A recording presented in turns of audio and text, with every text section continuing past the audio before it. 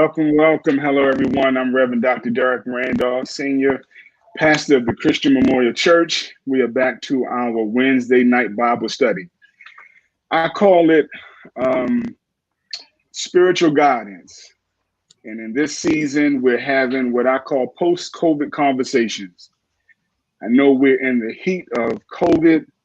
It's December, and we're fighting the virus everywhere, and we're hoping to get vaccinations everywhere soon. But as I've said in previous weeks, I can see the light at the end of the tunnel. And so tonight we're having conversations about things that matter to our church, to our community, to our city, to the world that we live in today, given the new norm that we have to adjust to. And so in previous weeks, we talked about peace in the city. And last week, we talked about the importance of family, especially during this season that we're in right now. And tonight, I want to extend the importance of family to part two. And want to talk about the importance of family, but we want to specifically talk about caring for the kids.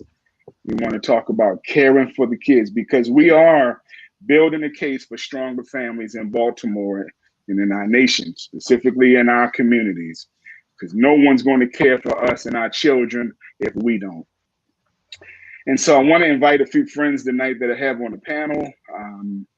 And I'll go around my board as I see you all on the screen today. Take a moment, if you can, friends, and introduce yourself. Nakia Waters is joining us tonight. Good evening, Good Nakia. evening, everyone. Hello. My name is Nakia Waters. I'm a mother of two. I'm a teacher and an auntie. I've been teaching in education for about 6 years now. Awesome. I'm also joined with Sister Gibbs, Carnita Gibbs, that's here with us tonight. Carnita, how you doing? All is well on this end. Good evening to everyone that's out there, all my church family. My name is Connie Gibbs. I'm a mother of 5.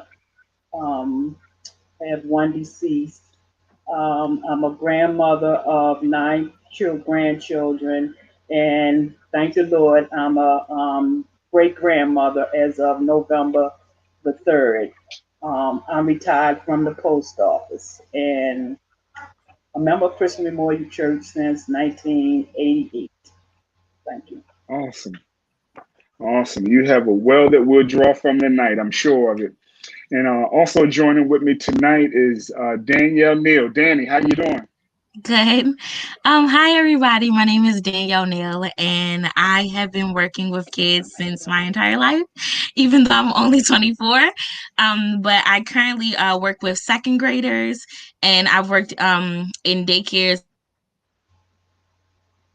for 8 months, counseling for the students, preschool, kindergarten. I've taught them from infants all the way up until high school. So I love working with kids. Awesome. And lastly, joining us tonight is a dear friend, Stacey Grace. Stacey, how you doing today? I'm doing well. How you guys doing? My name is Stacey Grace, and I am a former teacher. And now, in the last 4 years, I have been a mental health counselor. So still seeing kids mostly, but I see kids and adults. So my story in terms of kids has been probably my whole life. I also taught discipleship. So just all around children, that's always been my focus in making the kids well and helping them with whatever issues. Oh, and I wanted to say, not only just the small kids, but I really love middle school kids. I know a lot of people have a lot of issues with them, but those are like my favorite. I love the middle school kids. Awesome. Welcome to the show, everybody. Christian Memorial family, let's open with a word of prayer, and we can jump into our discussion here tonight. Eternal God, we thank you for another day, God. We didn't get the storm that we thought we were going to get, but God, I sense is going to come back around. But meanwhile, God, protect us as we go to and from work. Protect us while we're on the roads, Lord God. Those that are on their way home now, protect them also. God, we thank you for the families in our church and in our community, God. We're still dependent on you, and we're trusting in you, God. We know you do all things well, God. And in this season, please work on us, God. Build us up to be stronger families, Lord. And tonight we ask that you speak to our hearts, Lord God. Expose us to your ideas, your plan, your will. Let us each walk away with a new insight, a new action plan, a way that we can pour into and continue to develop our children, God. And so we trust you with this, God. We are on one mind and on one accord, God. And so have your will with us tonight. In Jesus' name, amen. Amen. So family, so if you look at the season that we're in, there's the stress on the home environment, right? There is, from a child's perspective, it's chaos right now for many of our children. And their ability to adapt to this new world that we're living in, they can't go out like they used to. They can't go to the places that they used to. That many of them are at home during the day, doing school all day, and they don't get the recess that they used to. Some are going out, but many aren't, right? As parents and even as educators, they're starting to say we're seeing emotional and behavioral problems and just changes that are taking place in the children. And so, there's stress on the children, and there's changes of us parents because the different work structures that we have and the different demands placed on us while we're trying to work in this season, and it's showing up in the family structure. And there's pre-existing stressors. There's so much going on, and so I see what I sense I'm seeing. But I want to ask you all, from your perspectives as parents, as caretakers, as professionals, what are you all seeing from your perspectives? Nakia, I'll start with you. From your perspective, what's happening to our children right now?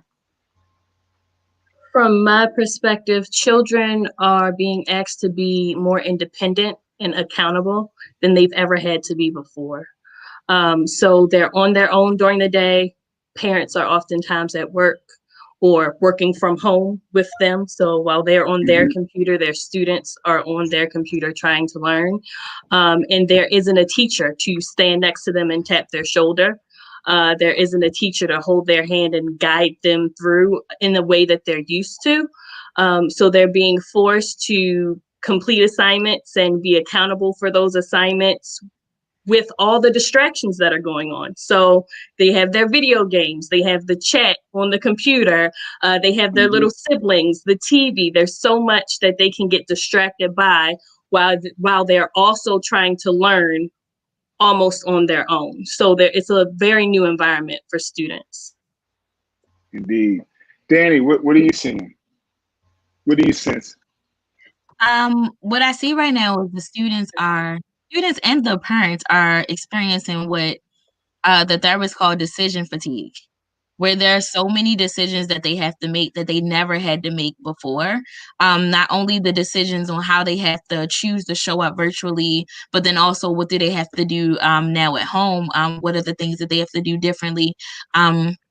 And it's really difficult for our students that have special needs, because originally they had one-on-one specialists, students with autism and students with ADHD, and even the students that have dyslexia as well are struggling to trying to figure out what decisions do I make daily. They are also struggling with what is the expectation of me in the different sectors of my life. So they have expectations on virtual learning that weren't the same when they were physically in school. And then there are some classes that actually are meeting face-to-face that have different expectations for the students that are doing face-to-face now that it's a different virtual setting. And now also when they're home, the parents are expecting them to do all these things, like Nakia referenced, to be more independent. But I'm a kindergartner, right? What does independence look like for me as a kindergarten when I'm used to being dependent? So right now it's just making all these decisions that they weren't prepared to do.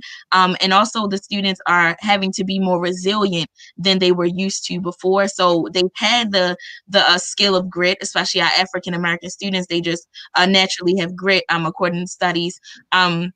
they have the grit, but they don't know where to show up with the grit. So that's really what the students are struggling with. Making all these decisions and understanding, how do I make these decisions without sort of being overwhelmed as well. Right. There's a lot being placed on them right now. Their level of independence is expanding by the minute. I think some of our children are ones that are being successful in this season. You know, we may have to skip them a few grades because some are maturing by leaps and bounds, and some are falling and struggling in this season. Carnita, what do you think is happening to our children right now from your perspective? How are they feeling? What are they going through? Well, as for me, this is new to me too, because I'm here helping my daughter out with her daughter, putting her in school while she worked.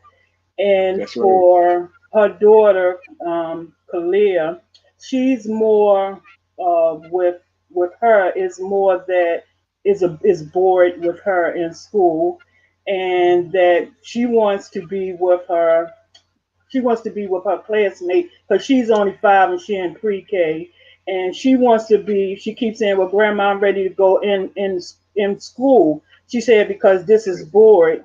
And with me, with this virtue thing, for me anyway, as a grandmother, trying to get the grasp on how to use these computers to get her in school. And once she in school, it's so much distraction with the other little babies that's in their background. You might have the parents doing whatever. You have the That's other right. little babies, they yipping and yelling. And she'll say, well, I can't hear the teacher. And for me, I cannot hear the teacher either to hear what the teacher is talking about in order for me to help Kalia out, because Kalia is the type of one, she's a hand-on person. She likes to be in the environment, and it's hard for her to really grasp the be online and to keep her focused, because I get, like I say, it's new to her and it's new to me.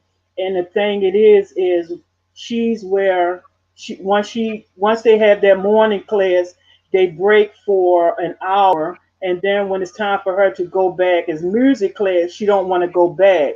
So therefore, she's frustrated because she got to go back to school, and she want to know why she got to go to school twice. So it's really new, and it's really difficult, not only for the children, but as me as a grandmother trying to get this virtue thing down when my baby is 26 years old. And for me to be doing this is really hard for me because I'm trying to understand, and I'm really not getting the understanding of it because of this new technology. I'm the type of one, you write things down, and I sit in the classroom to see what's going on with my grandbaby in school, because they had this Friday every month you can come sit in. So that's what I'm used to. And and like Sister Waters said, it's so much distraction around the children, especially the babies that's in pre-K. I don't know about the ones that's in the upper grade,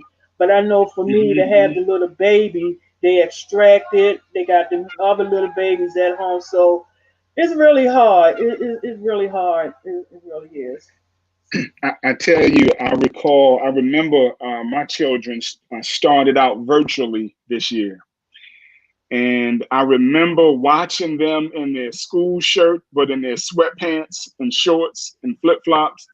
And I remember how difficult it was to see the teacher and understand what the teacher was writing on the board. I remember watching the other kids in the Zoom screens and what's going on in the background of their homes. My children were taking turns muting the phones and snacking. And I just watched this for a few days, and I said, you know what? They aren't going to learn a thing like this. We eventually sent them back. I had the option.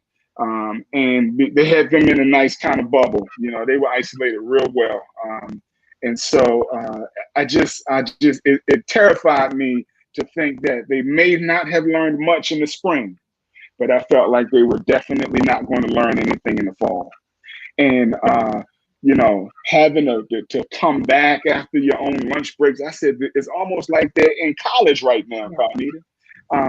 The level, the management skills that they need to get themselves through the day. And I guess it sounds like they're sending you back to college too with the technology right now. It's a challenge. Thank you, Stacey. What's happening to our children? Well, I'm going to echo most of what you guys all said in terms of the distractions, in terms of the all the the workload, that biggest piece, as you just stated, in terms of the virtual learning. They aren't used to being independent learners. It's not like they're not in college. I see a lot of middle school students, and they're having a lot of difficulty with the workload in general. They feel like it's just too much, like they're getting all of these lessons and so forth. So they're not really learning. It's just a bunch of work being piled on them. So one of them expressed to me the other day, she says, I don't want to go to school anymore. I just want this to end. I don't want, she says, what am I learning? I want to just be my own entrepreneur and do my own thing, very and before school, when she was in school, she didn't have a big social circle and so forth. So now it's just that whatever was there on that layer, now it's greater. So a lot of depression, a lot of anxiety. And by me having, I guess, a dual career, what I look at is the fact that the children are different learners. They're visual. Some of them learn by auditory, and everything now is only being auditory. So the children that I see who already have focus issues, already have issues with impulsivity and so forth, they're really just falling by the wayside because they're not getting what they need to get in terms of the virtual learning. So a lot of work that I'm doing with them again is talking about those issues and getting them, because the communication is the biggest piece. So because I see a lot of the middle school children, a lot of them, their parents are telling me how they're acting out, how they're having all these different problems. But a lot of that is because of, the acting out is a part of the communication. I don't know how to express the fact that I don't know that I'm failing. I don't know how to express the fact that I really just don't understand this. I don't, the teachers, I can't get back to my teachers. I'm not being able to keep up with the pace. So I act out, and they don't get up on time is what I'm hearing. They're not getting up on time because their parents, as you all said, they're at work.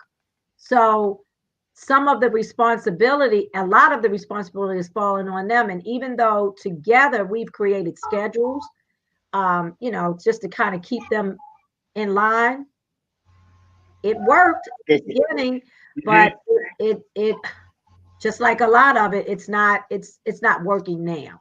It's almost as if they are definitely Zoom fatigue, because this was new for me. I was used to being in the office one-to-one with them. So I've had to come up with a lot of creative things to incorporate for them. I have, for the younger kids, I got like hand puppets. I have other things. Most of what I focus in on, again, and I'll show you guys, is feeling. How are you feeling? What are you feeling? Are you feeling frustrated? Are you feeling, so we work a lot with teaching them how to express their emotions. Some of that self-awareness, teaching them how to just communicate. That's a big piece for me. And one of the other things is what is it? It's a piece I'm thinking about. Oh, I know what it was. In terms of their social awareness and being socially aware, a lot of those things are they're suffering right now. I noticed that was a piece that I'm seeing more and more. That's so. Yeah, again, I agree. by me working on both sides of it, I see what's not happening. I don't know what the teacher's role in terms of virtual learning. I mean, I know what a teacher's role is, but what are their challenges? So Let's go back, Danny. Are they learning, and what are your challenges to help them learn?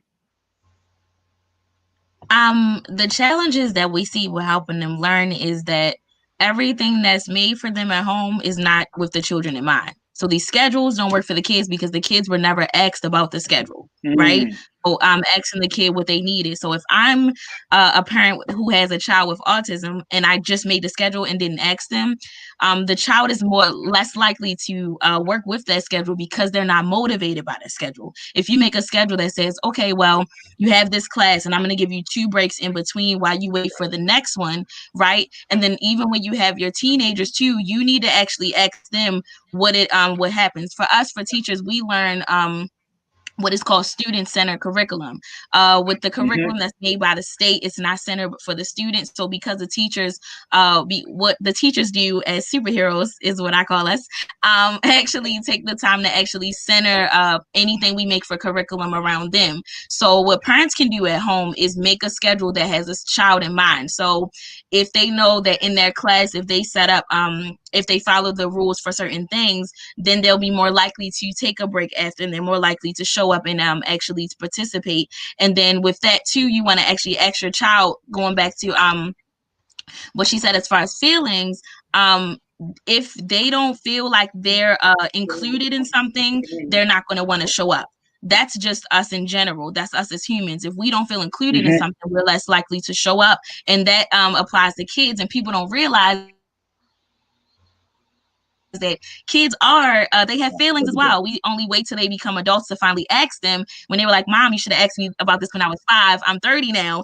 I was trying to tell you when I was 5. But I'm actually centering more things around the kids, and then especially us as us as Christians, because we are people first. Just like Jesus was a people first person, we have to be that as teachers, as parents, as us for the kids. We need to show them, just like the Bible says, train up a child in how they should go. Well, if the child doesn't know, if we didn't train them, they don't know which way they should go. And that also applies to schedules as well online. You have to tell them, this is my expectations of you. This is my expectations of the teacher. And then also tell the teacher and communicate to them about what they should look out for, some signs that you've set up at home to actually help your child succeed. So that way it can be a collaboration and it's not so much a tug of war with your child when you're trying to help them with online learning. Everyone wants ownership in what they have to do.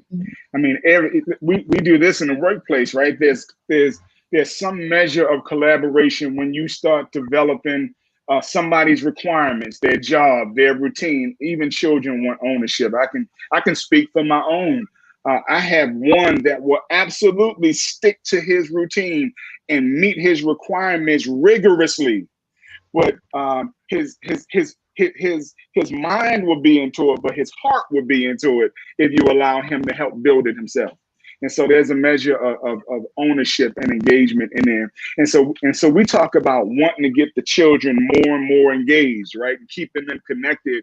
And so it has to take place on both ends, in the beginning as you're planning together, and later as well.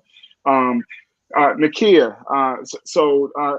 close us out on this part of the question, the question of, because Stacey asked, she said we should ask the teachers, are they learning? And so are they learning, and what are the challenges that you have personally? So I will tell you that personally, I love virtual learning. Teachers have to think in a different way. It is not school as normal. There are so many opportunities for parents, for families, for teachers, and for students in virtual learning. I have a student with a couple of my students with ADHD are doing so much better now virtually than they did in the classroom, because they don't have their peers to distract them. Now it's them, their work. If they have a question, they don't feel embarrassed when they don't know, because they can private message me in the chat. When we are learning new concepts and practicing, we can play games like Among Us that are content specific, right? So there are lots of different ways that students can become engaged in the learning that are fun, that are really engaging, that are competitive, so that they can learn new things and new ways of doing things. As far as the partnership between the teachers and the parents with schedules, that's great if you have that flexibility. Most schools, however, do not, right? So some things are just set in stone. So it's a matter of setting up systems that are consistent with your child. Like a lot of them have cell phones, or you have a cell phone. Set a reminder, like my alarms go off. Okay, Ariana, you're supposed to be here. Jonathan, you're supposed to be there. Are you there? Right? And parents can do the same thing, even working offsite. You text your kid, are you in class? Things like that, little check-ins that are really, really helpful. So I'll end it again. I love virtual learning, but you have to think out of the box, right? What do grades even mean anymore? How are you grading assignments? Is it completion? Did they learn something? Did they grow from where they are? Or is it this artificial target that the system has told us this is where your child is supposed to be? Yeah, it may be time out for some of those metrics that teachers.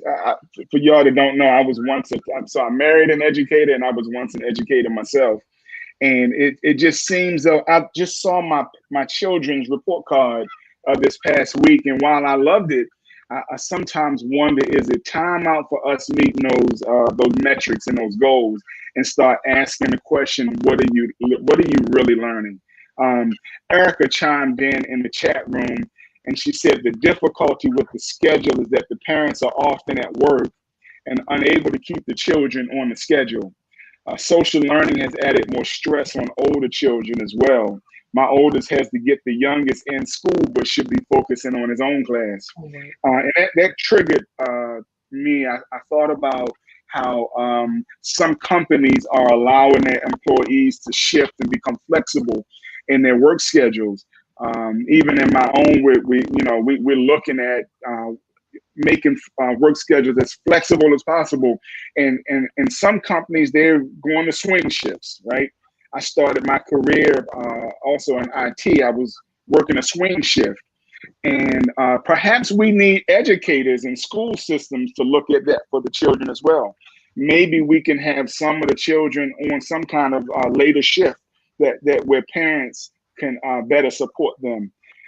We had another comment in the chat room. Monica Spencer asks, is it possible that the children can go into a room by themselves to avoid distractions, and you will come back and check on them? I'm not sure if she's talking about a physical room in the house, or maybe, Danny, she's talking about a virtual room online. And I love how they break out into the virtual rooms. And oh God, I love that so much. And I would see them collaborate together on projects and questions and things. And then they come back together to the group about 15 or 20 minutes later. And so I think there are ways to use the technology to enhance their learning. Okay, so can I ask this question in reference to the teachers and that are so in terms of one social economic status, so to speak, that children who come from the higher levels, they seem to do well because they have all the materials at home, computers working well, no issues in that. Whereas in the other, they might not have all those resources and or even parents that even understand how to assist them. So in that, do you guys see that there's more where the distractions are? In other words, they are more distracted and they are more, it's more stress, or as I say, I see levels of depression because they're not able to keep up, and they're not able to get everything that's needed. And I guess in terms of if they had to do a project is what I'm looking at. So I can speak for my school. So we provided laptops for all of our students. So every student has a laptop at this point. Students who had internet connectivity issues, there's Comcast Essentials.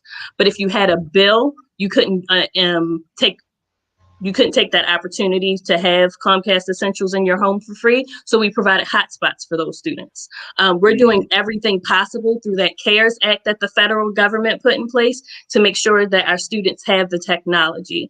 When it comes to projects, the great thing about the Google Suite is you can create anything online, right? So you don't need paper and pencil really anymore. I know a lot of parents that they want to write it down. Why don't they need a 5-subject notebook? I know that's how we were taught, but they really don't need it. And it's providing them with skills that they can use in the workspace, but that they can use when they get to college, that they can use when they become entrepreneurs. What I'm honestly finding is that a lot of my lower income students oftentimes have parents that are at home, which is good. Some of them, their parents are working in places where they can't be on the phone. So it's kind of both. Like you have parents who are working 2 and 3 jobs and can't be home when they're lower income. And then you have parents who are at home with them. My middle class students have so much technology and distractions at home. They're the ones with the PS5s, the Xbox, the gaming chair, the gaming setup. They have a YouTube channel, and it's so much going on around them. So I can't say that I've really seen for my school and my middle school boys a difference based on socioeconomic status. The difference has been if the student has a connection with a teacher or a mentor at the school, because we have a mentorship program, and if the parents have a connection with a teacher or a mentor at the school, because that partnership, it fills the gap. There's no place for students to fall through the cracks.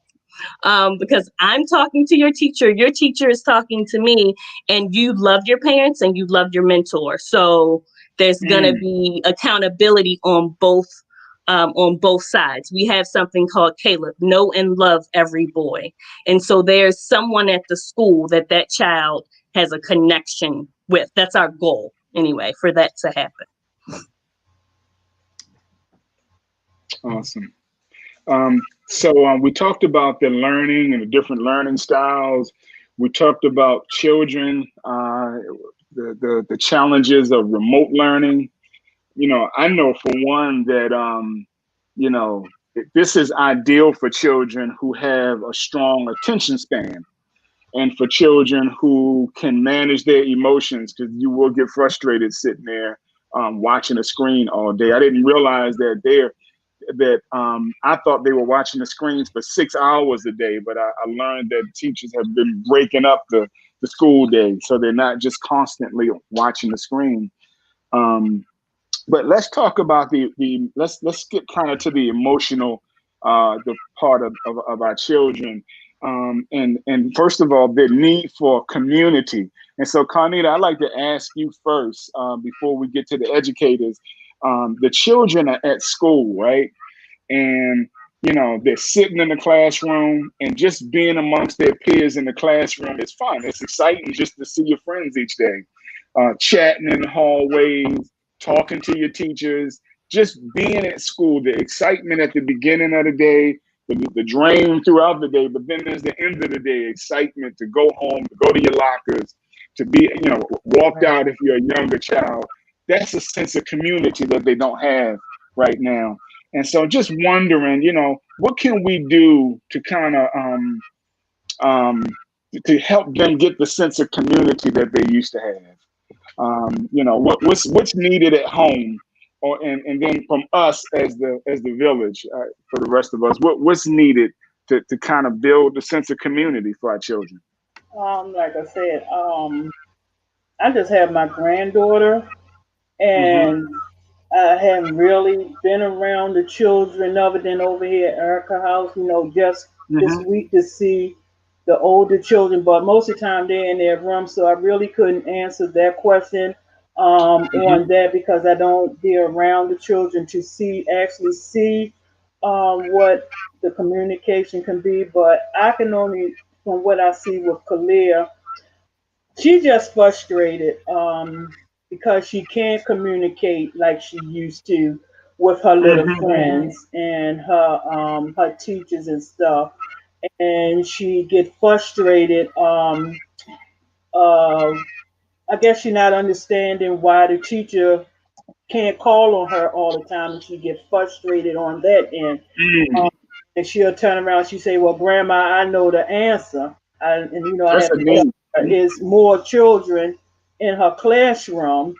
So just me sitting in on the pre-K is, I guess, is more easier for me because I don't get this whole picture with the older children and knowing what their feeling is. In school, but the majority of ones that I, hear, they always complain about they being bored.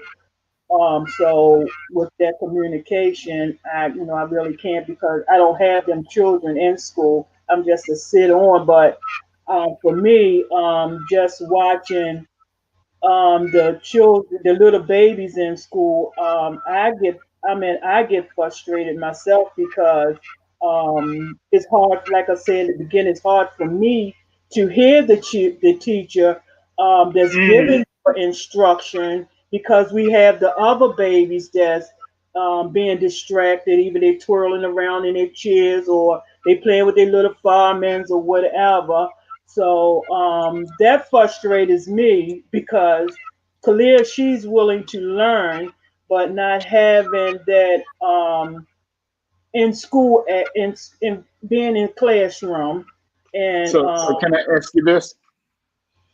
Are you having to step up to provide what everything else that she's lacking? More hugs, more care, more play. Is it all falling on you? um, well, it's not all for, well, basically, yes, because I have her more and I have to Hmm. log her in school and go to Hmm. Seesaw and try to figure out how to get to Seesaw and how to do these classwork. Because, sometimes I go on there and they might have 6 part to one lesson and I only do like one and then I send it off and realize that I have to click a button to go to the rest of the other 5 parts to go to that one. So I'm really not how y'all say it, down with the technology. So it's really hard Hmm. for me to grasp Oh in yeah. technology to help Kalia. And like I say, she stay mad all the time because she always wants to go to school to be with the teacher. Where when she was in school, her teacher always told me how she did different things, and it amazed her that the other children wasn't doing. And now Mm. I see a lack of that going on with Kalia now. She's not as into it as she is that she gotta be in school. So I'm just trying to do the best I can, help her mom out, and then pass it on to her. But I do get the opportunity if I get stuck somewhere to communicate with the teacher. They'll tell me they'll have the other children to leave the room, and me and the teacher will communicate where I'm not understanding what's going on with career work or stuff by all the other distraction in the classroom.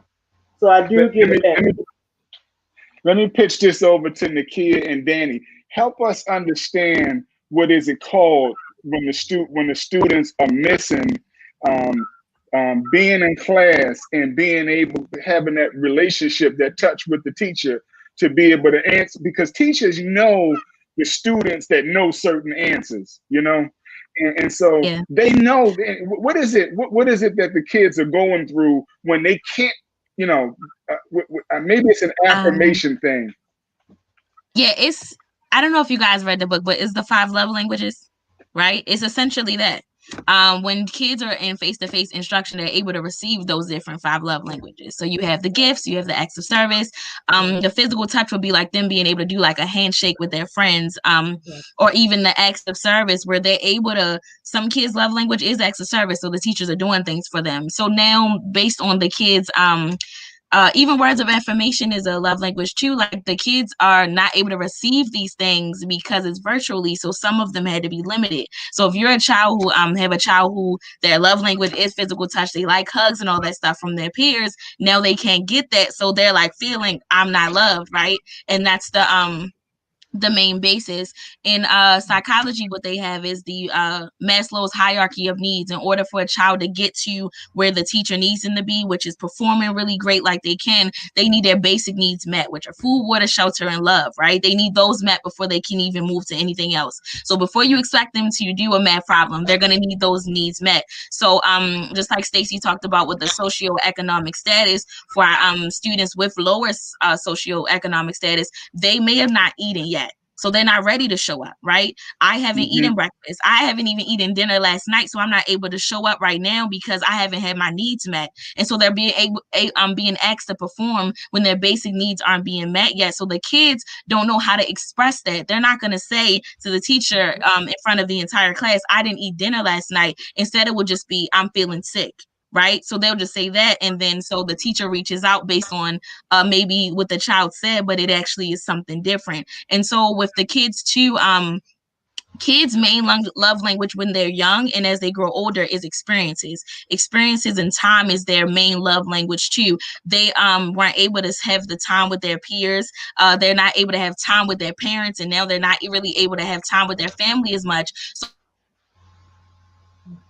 So they really believe, okay, well, we're going to get love from, I can't get it virtually, I can't get it physically. What in the world? Like, nobody sees me. And so even that's the reason why a lot of the kids are sort of getting frustrated, because they're used to the community that they received love from, and then they can't see the community, so they don't express it that way. Pre-K and kindergarten express it with maybe it might come in the form of tantrums. You're like, girl, why are you having this tantrum right now? You have everything in front of you, everything you want. But in reality, that's their way of expressing love. And with kids, there's always an antecedent to their behavior. There's always a reason why they're acting out. They're not just acting out just to act out. They just don't know how to express it. And sometimes they'll suppress it until it finally comes out and it becomes like a big meltdown or a big burst, but they don't know how to express it. So just making that safe space for the kids to actually say, hey, if you're struggling with this, let me know. And so when you know what your child struggles with, you know the needs of your child, you know how your child operates, you're more able to help them to succeed online.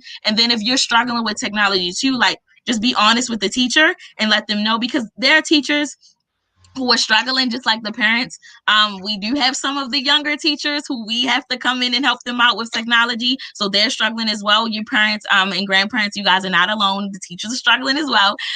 So just asking like even, hey, how can I, how do you set things up? Like one thing that I've done for one of the parents was all of the tabs that needed to come up for the day, I set up Google Chrome for the parent. They came in and I set up Google Chrome for them where every tab comes up automatically, so they don't have to search for it each day. And one of the parents that I served their child, they're a nurse, so you know nurses have different shifts. So I gave her a schedule of what works for her and the times that she can communicate with me based on her scheduling and taking breaks as a nurse. So just seeing what your child actually needs and what you need even as a grandparent helping out, like what are your needs, communicating to them and say, hey, kids just want your vulnerability and your transparency. Like say, hey, look, I don't know this technology stuff, right? But I'm trying my best. That's all kids want to see is you're trying your best. So they know if you're able to be honest about your mistakes and the stuff you're failing with, then they feel more willing to be honest with you about what they're failing with as well. Awesome. Nakia, chime in. What's it going to take to help build the sense of community that they're missing? So once again, I think this is an excellent time to take advantage of the opportunities that we're presented with. So when it comes to building relationships between the students and the teachers, a great way to do that is for teachers to take that, we called it morning meeting for the little kids.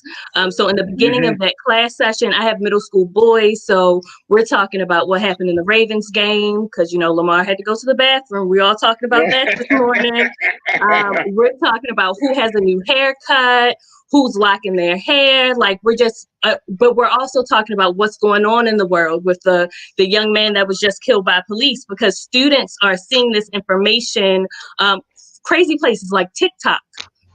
TikTok told my son that Chad Boseman died before I could tell him that Chad Boseman died. So they have all this access to information, but they're unable to process it. And so it's the teacher's job and the parent's job as well to make sure that they are having these conversations with their students, because they are in an online community, whether you want them to be there or not. They're in an online community, and it can provide that sense of words of affirmation. It can't give them physical touch, but it can give them quality time. My daughter has a little friend she made in pre-K, and during virtual learning, what we did was we set up, they have what do they use? A Duo. They use Duo, so they literally have play dates on Duo. She goes and she plays with her dolls, and her friend is playing with her dolls just as if they were in person. My son is a gamer, so he's playing with his friends online playing games. It's also an opportunity to teach them about what friendship is, right? Because this is my friend online. Well, how do you know he's your friend? Would he stand up for you if someone was speaking bad about you? Does he help you with anything? Like, what does friendship mean in a virtual setting? Or is this just someone you play games with? Because that's okay too. It can be someone that you just play games with. So there's lots of opportunities to take this online setting and make it work for your children. There's lots of space in your day now. So how are you filling that space? My son can cook now. He knows how to use the oven. He makes fish sticks. He makes oodles and noodles. I'm going to teach him how to saute a little something. He can cook.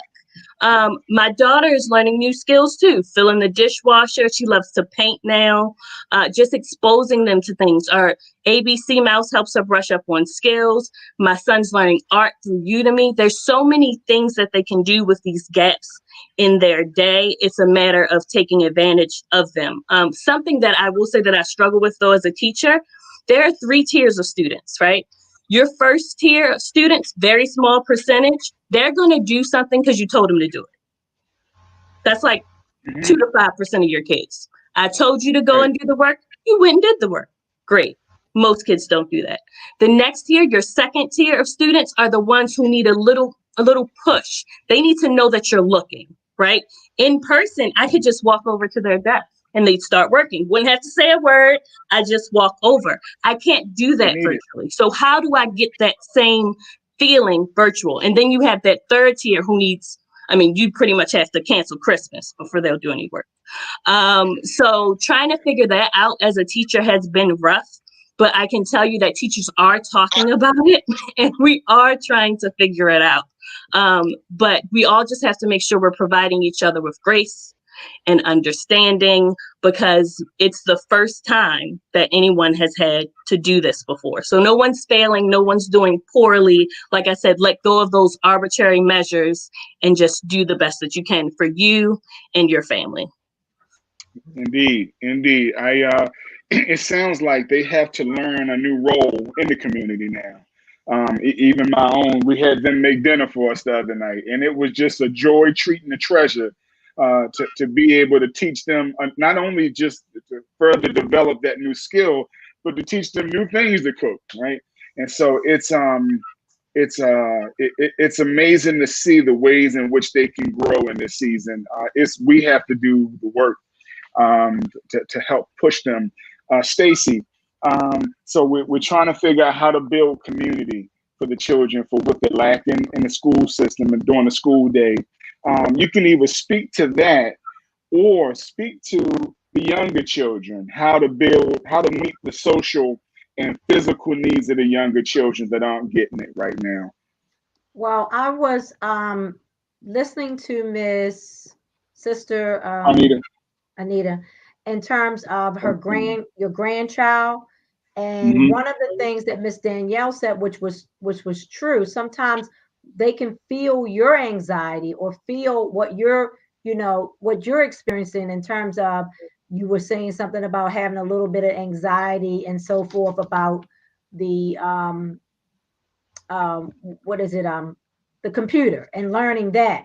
So some of that she might have been feeling as well, as opposed to saying, hey, you know what, we're learning this together. What can we do together so that to give that little, some of those fears and anxieties that she's having, because she feels that. And also talking to her and asking her, what are you feeling right now? What is it that that you're feeling right now as it relates to not being with your friends, and just letting her talk to you and letting in her own way of how she's feeling.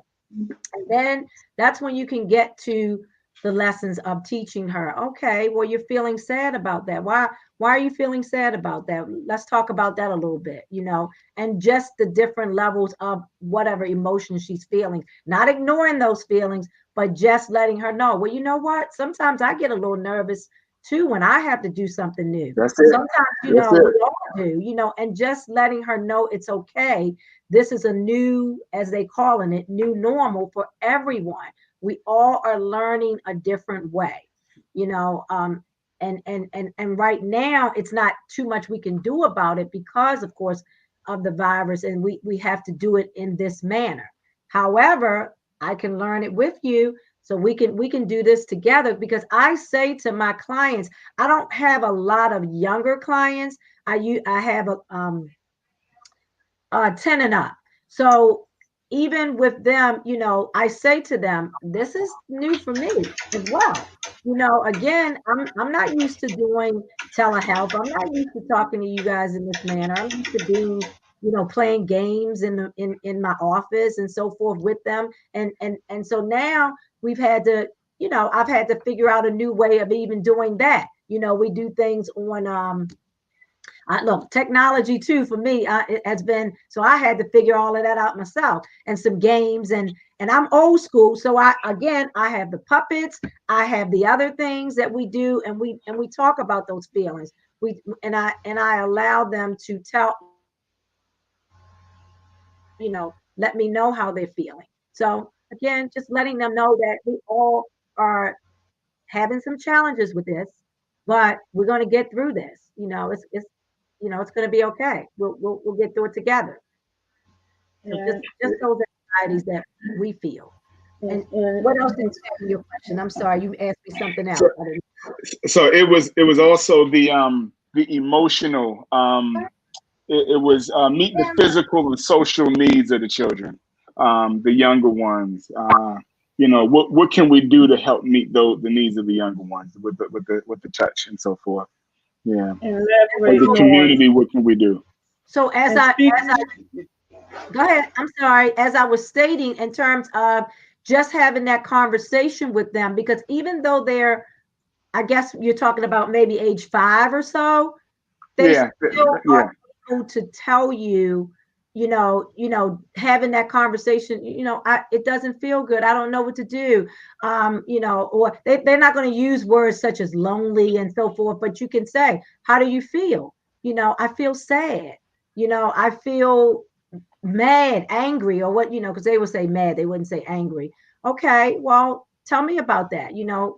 What's that feel like? Okay. And then again, just having those conversations, because again, going back to my other kids that I normally, that communication, even for the older kids, is very challenging because of the fact that they're not used to using, I'm frustrated. I'm feeling stressed. I'm feeling overwhelmed. I'm feeling this way. They're not used to all of those. So saying that and feeling, and again, those lead into, as we get older, we have grown people that say angry, sad, and mad. So, hey, what some other emotions are you feeling? What are you, what's that feel like? What does it look like?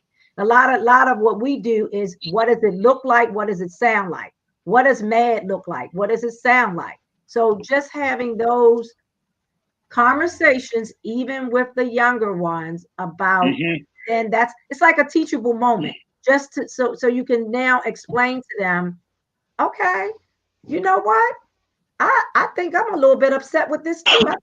I'm feeling a little angry too, because I can't figure it out. I don't know how to help you. But guess what?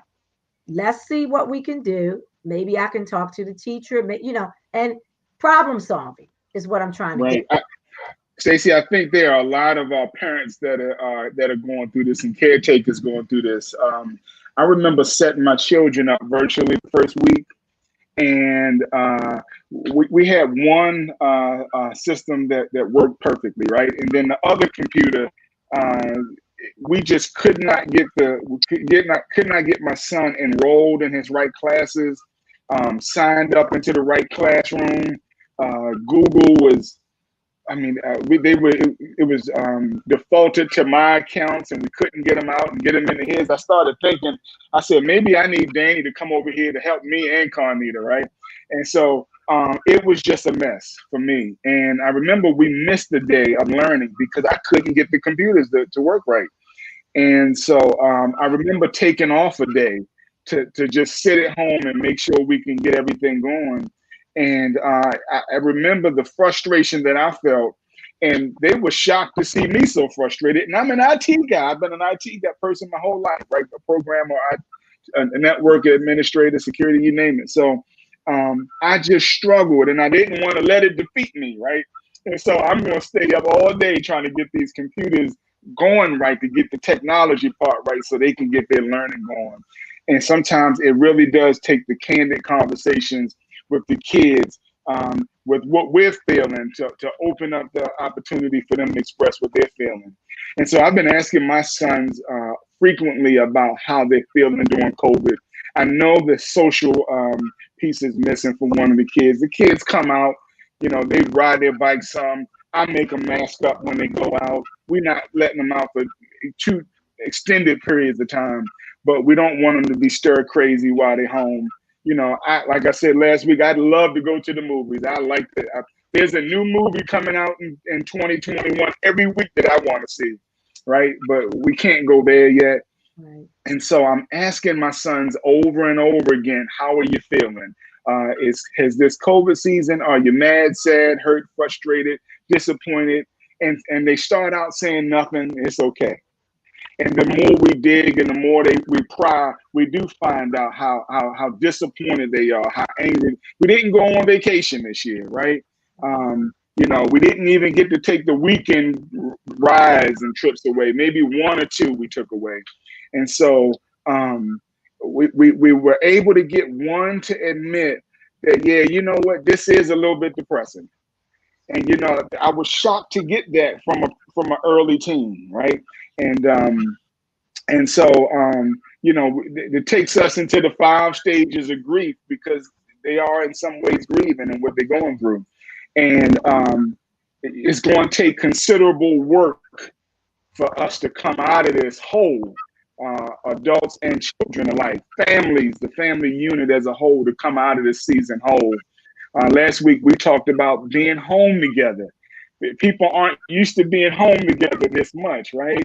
Parents working from home, kids, spouses driving each other literally crazy.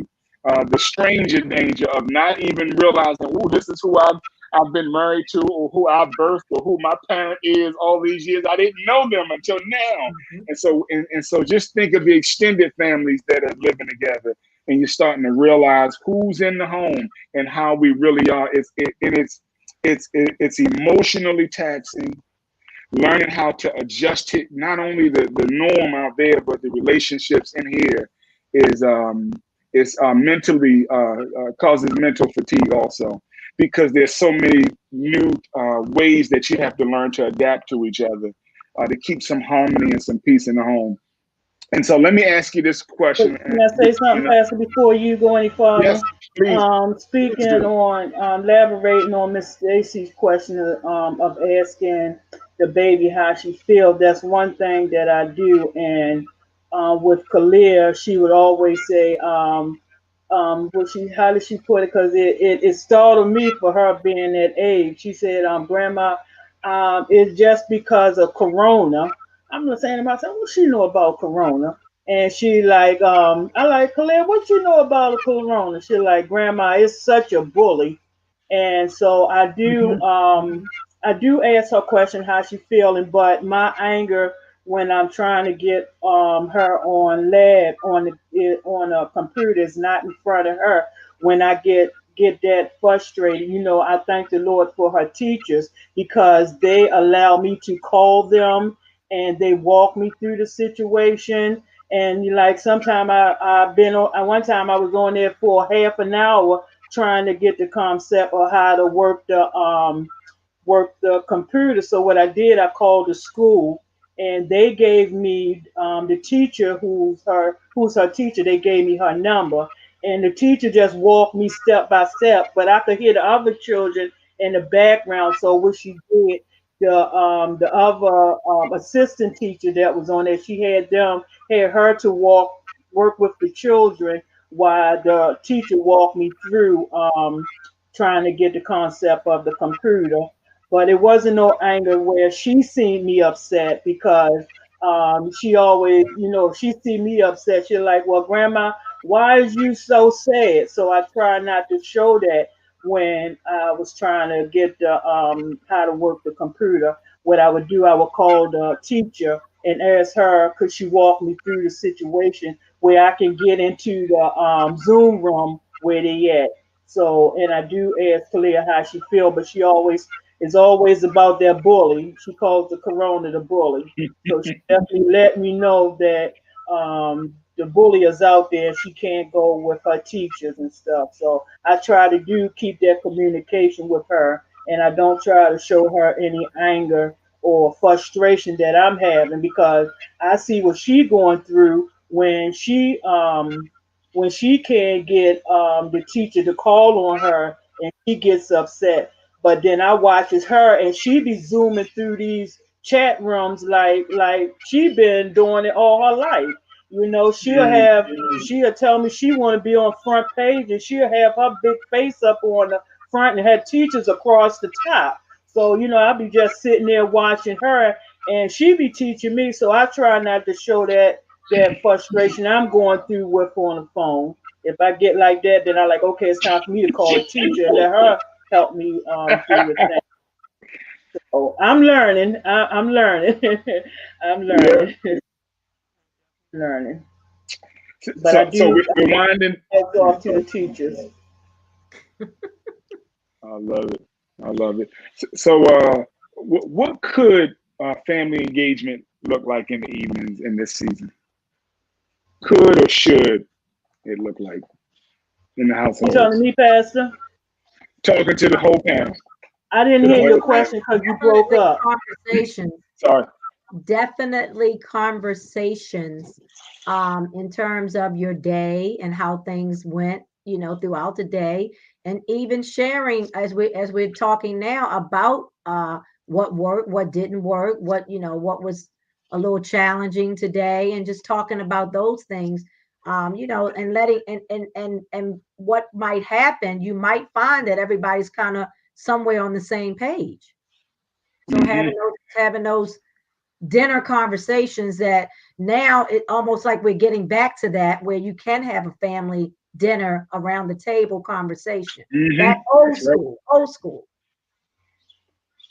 Because I noticed over here with my grandkids, my older grandkids, CJ and Desmond, I have the tendency to ask them how school go today. And CJ might say, I'm doing my projects, Grandma. I gotta go do my project.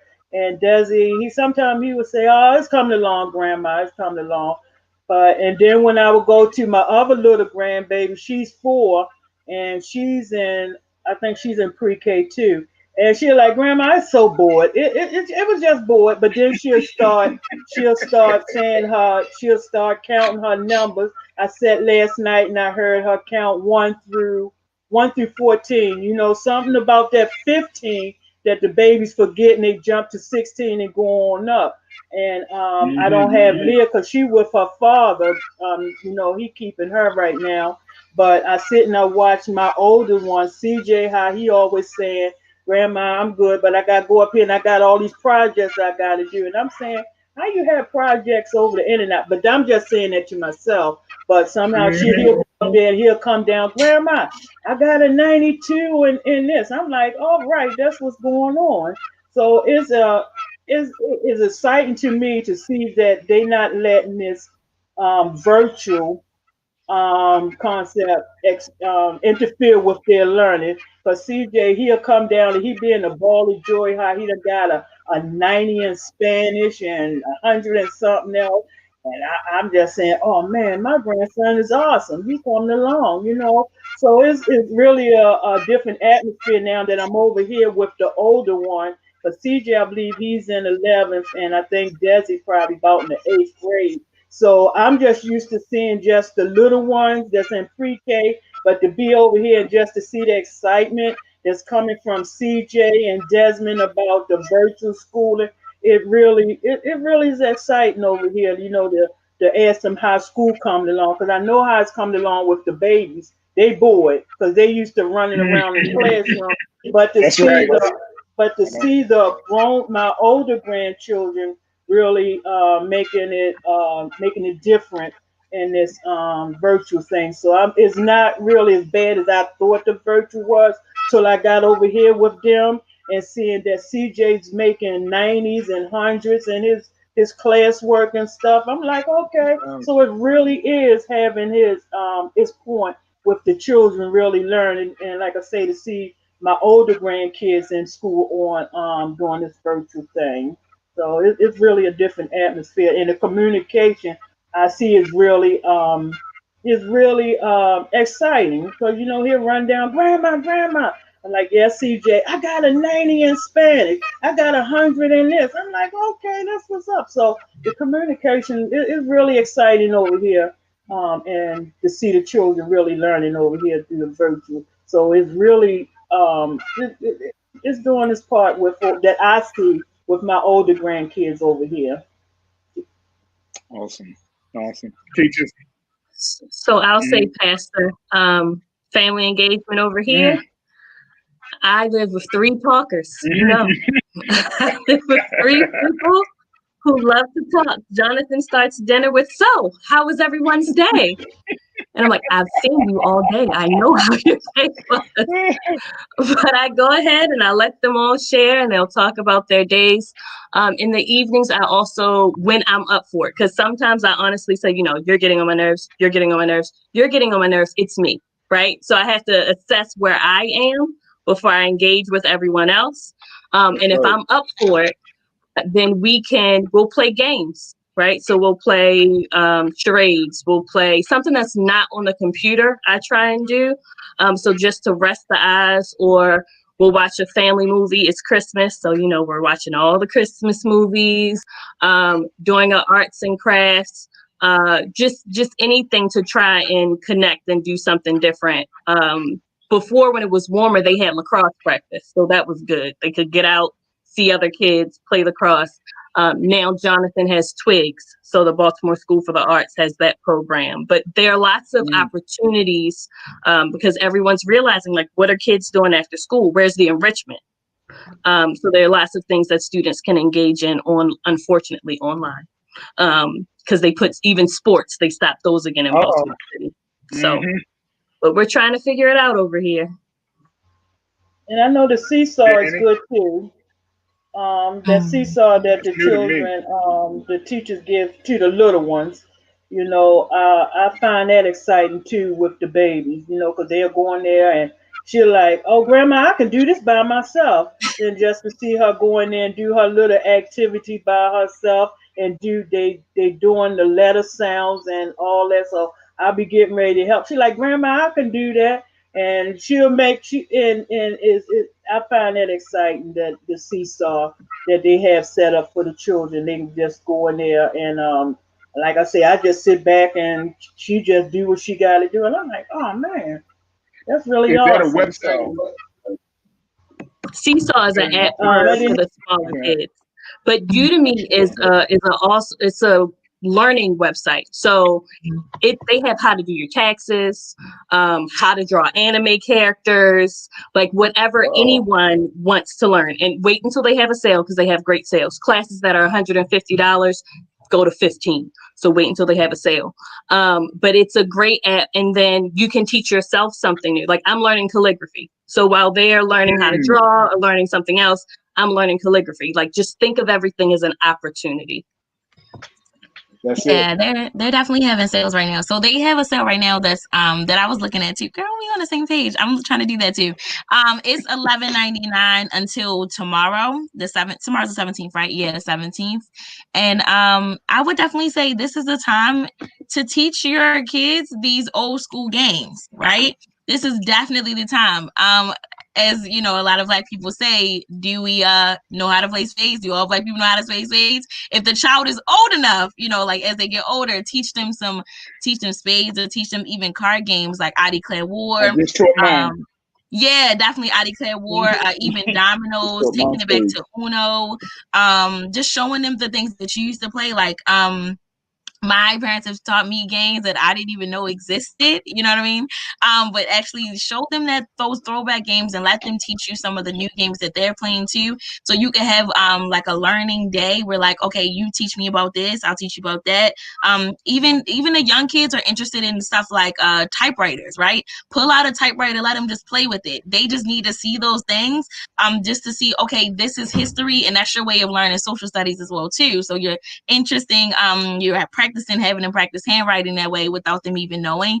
And then another thing too is even seeing other fun things that you could use, such as like now for the season, you can make a gingerbread house out of graham crackers. Just have them pick random things to make things. Let them try to make slime out of the different things. So that way, yeah, I know a lot of parents don't like slime, but me, you know, I'm the younger teacher. Like, I love slime. That's me. So I'll do all those science experiments with them, or even going to Target in the dollar section. They have so many different experiments that you could buy for $1, and then your child will be more engaged. Like, even if you take it throwback, what I was thinking about is making a volcano, right? Just even something simple like that, make a volcano erupt, but it's them engaging with you, but you guys are doing stuff as a family. And you're also, because we talked about earlier, kids like experiences, this is them making memories. They won't remember, I wasn't able to log in on my Zoom, but they'll remember, remember that night we made a volcano, and they'll bring it up and then even talk to their community about it, to actually have them not only talking to their friends about it, but then their friends could give them ideas, and then that has them have them learning with a lot of things. And then I know family engagement, like I know I am the extrovert in my family. Me and my dad are the extroverts. My mom and my sister are the introverts. So we set a time so the introverts can prepare themselves for that time. So like if we know it's 7:00, and everybody gets off around 4:30. We know 7:00. That's when we're going to start dinner. That's when we're going to start the activity. We'll even have days where we'll push dinner back so everybody can have more wind down time, or we'll have different things that everybody can do together, like Nakia said, like having the movie night, and even scheduling days that kids can look forward to. So like if they know Friday we're going to be watching something on Netflix that the kid gets, letting them pick the movies, let them pick the board game so they feel included, and just do that. That would really excite the kids too, and make them feel loved, like having them feel included again in the household. And I know, well, I'm over here with Erica now, but when I'm at home with Kalia, her thing is she like drawing, and she like to draw. My refrigerator's filled with her art, and she would draw it, she would color it, and she'll give it to me, and I just tell her tap it on the refrigerator. So I got pictures of everything on the refrigerator. And then if I'm not, she's not drawing, she got in her room, she got bukus of books, and she'll go in there and get a book, and I will sit and read to her. And of course, she'll try to read it to me, but that's what I would do with her when I'm home. She'll color, or she'll sit there, she'll write her numbers with different color crayons, and then she'll try to write, she writing her name, like I say, not being in school, she left-handed, so I got to teach her that her H's don't go to the right, the hump don't go to the right, it goes to the left.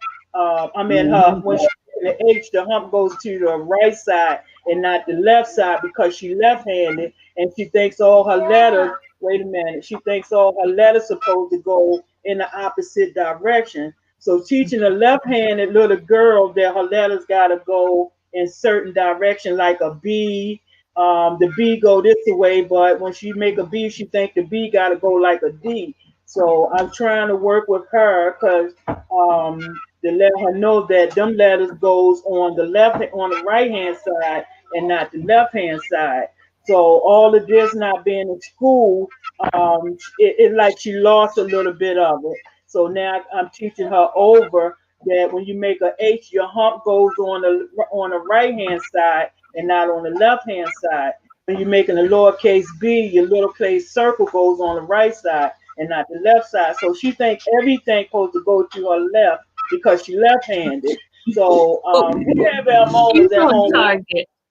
She's on target with that. They confuse B, D, P, Q, those letters up until first grade. So it's not because she's left-handed. She's on target. It's just a common thing kids do. Yeah, but her being left-handed, it's strange, teaching the left-handed how to do when we right-handed. But she grasped it and she'll take and either go flip to another clean page and she will start over again. So when we at the house, I works with her with she loves to color, she likes to write, and in between times I might read her. In between time, I might read her a book or something like that, or she'll go online, or she'll go to YouTube and she'll call me in there, look at some dragons or whatever. Her little cartoon she like looking on YouTube, or she'll pull me out my bed to go in there on her bed. So we have that time, and then like you, I like okay, I done been in school all day long. It's grandma time, so it's we have them on now. I'm over here with Erica now. I got to adjust with the little ones over here in her school time because she with her dad. So now I got to figure out how with Reagan, how her school working. But it's a job to be a grandma and doing this virtual. But I love it. I love it. I really love it. It is work for you. It is work for the parents. It's work for the educators. It's work for the counselors, therapists, the rest of the village. So I personally applaud you all for the work that you all are doing. I wanna close out because we're well over an hour, and I promised I wouldn't keep y'all for an hour.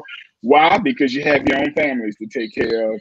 And so I want to close with the text that kind of grounded me into this topic, and it's in Matthew 15. In verses 21 through 28 is the story of the Canaanite woman who came to Jesus because her daughter was possessed and she was suffering. And so she came to Jesus and she cried out, "Lord, have mercy," right? And the disciples wanted to send her away.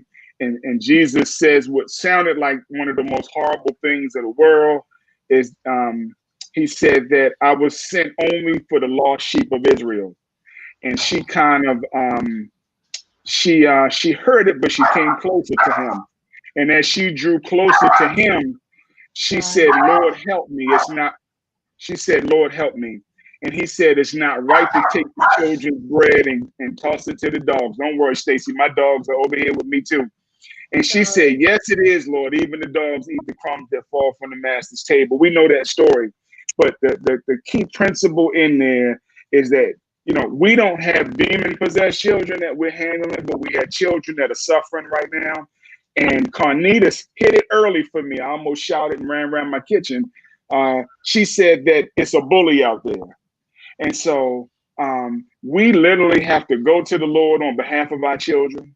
We literally have to do like this woman did and put the work in for them in this season. We literally have to go overtime for the children, whether you're educators, whether you're the support system that helps the educators, or whether you're the parent or grandparent at home. We have to put extra work in to do all that we can to keep our children safe, to keep them whole, to keep them sound, to just continue to make sure they're developing. Because we don't want to look back in 5 years and realize that we lost a year or two of their development during this crazy season that we're in. It's rough on us all, and we're all going to come out with some scars and some wounds on us from this crazy season that we're in, but we have to do the work. And so it's our job And I close with this thought: as a community of parents, educators, mental health professionals, to advocate for our community as a whole, not just our children, and make sure we continue to develop them. And so hopefully in this season, we'll have resources to share for our family.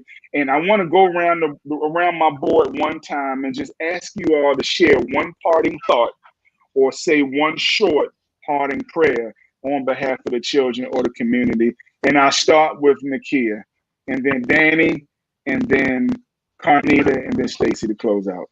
I can't hear you, Pastor. Parting You thought. getting up? I can't hear you. You got it. A parting thought or a short prayer to close us out. Nakia.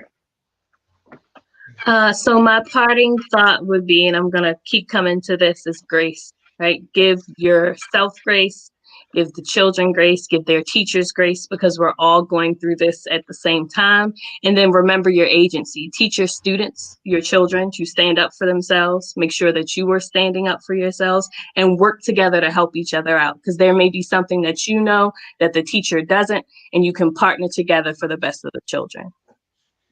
Amen. Danny.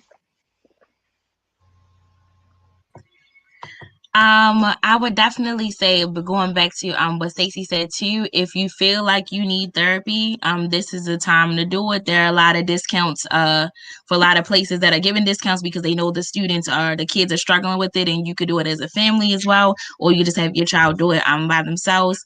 And then the other thing too, like Nakia said, grace, and then also just understanding your pain points and reaching out. So that way other people know this is what you're struggling with as well. You can't know if somebody's struggling until you say something, and just be honest with yourself and just speak up about what you actually need, so that way we can be able to help you as well, especially our church.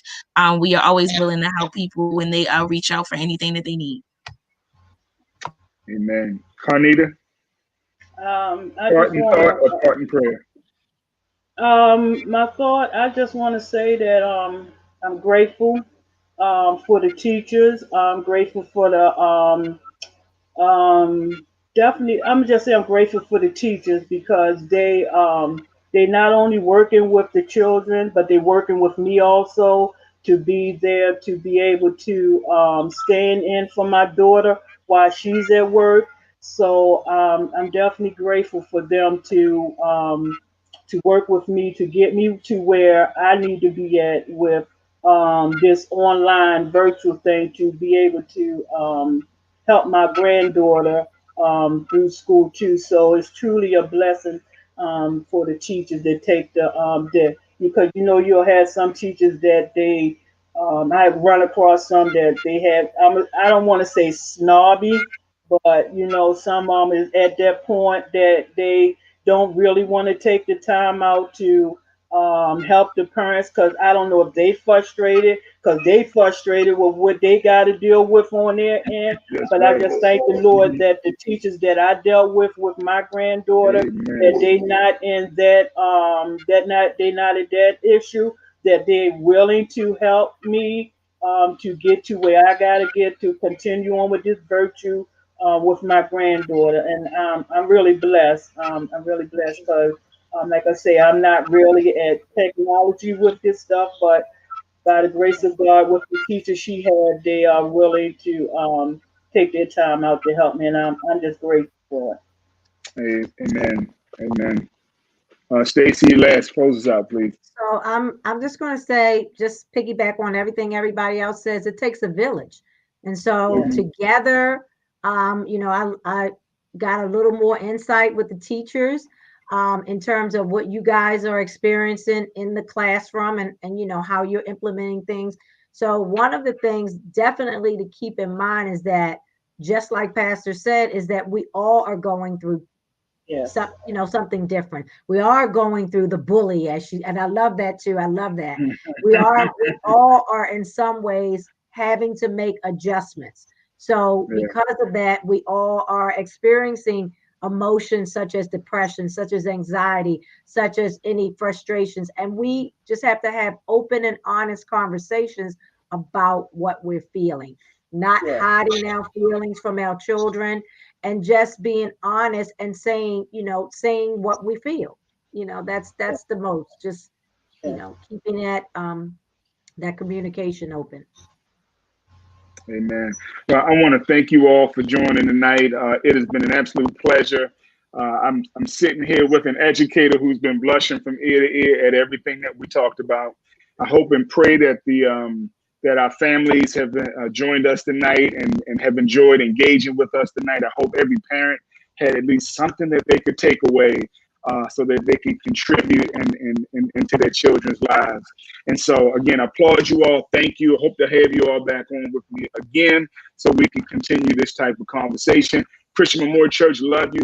My final parting thought is that God be with us in our community, with our families, building our children, using love to empower them in Jesus' name. Amen. God bless you, Christian Memorial. See you next week. We'll have another post-COVID conversation next Wednesday, 6 p.m. Be safe.